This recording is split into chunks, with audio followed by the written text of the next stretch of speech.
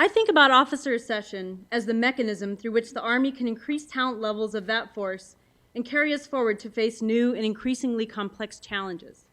Given this set of challenges, how can the Army assess the right people to meet future requirements? Simply stated, the Army should seek talent in places where it has a good chance of finding high talent matches. And it has to do with communicating accurate information to this millennial generation. These are the young men and women who will fill the ranks in the future. They want to leave a mark.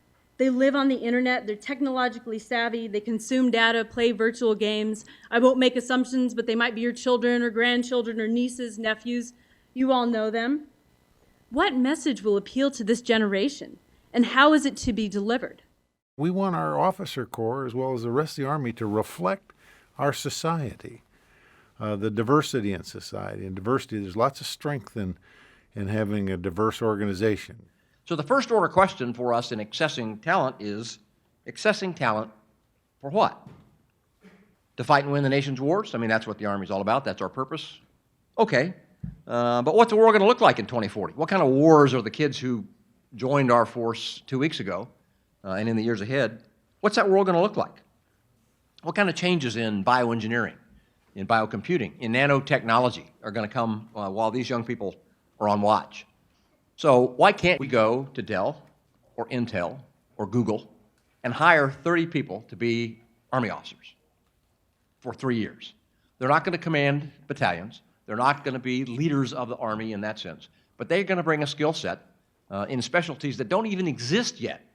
Okay, we're going to need them. So how are you going to acquire them and bring them on active duty? So what I suggest to you is, and maybe in this access, retain, develop, and employ model, we take out the 2 middle steps.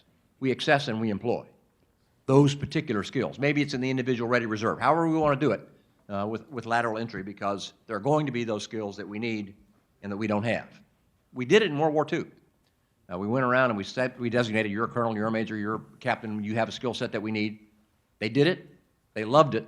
They were proud of it for the rest of their lives. As we look at this generation, we need to look at how we can craft the message to them to reach not only their key influencers, the parents, but also craft the message to reach them and inspire them as well.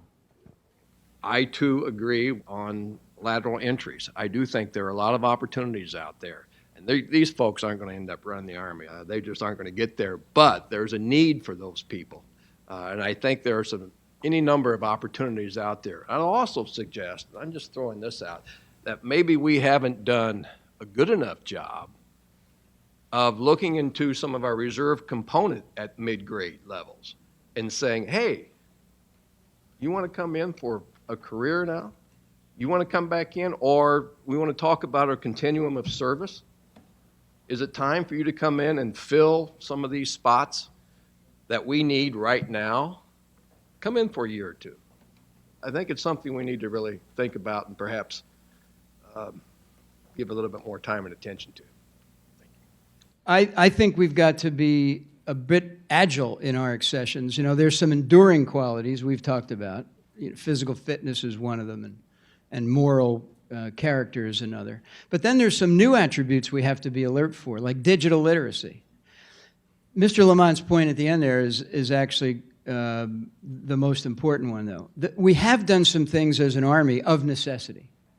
Some of the adjustments we've made in the composition of the officer corps were made of necessity. But they're not part of a strategy because, frankly, we don't have a human capital strategy.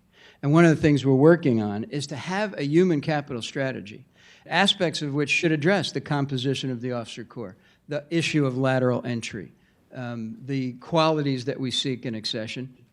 So to that extent, I think this has been a very valuable session. Thanks to the panel members.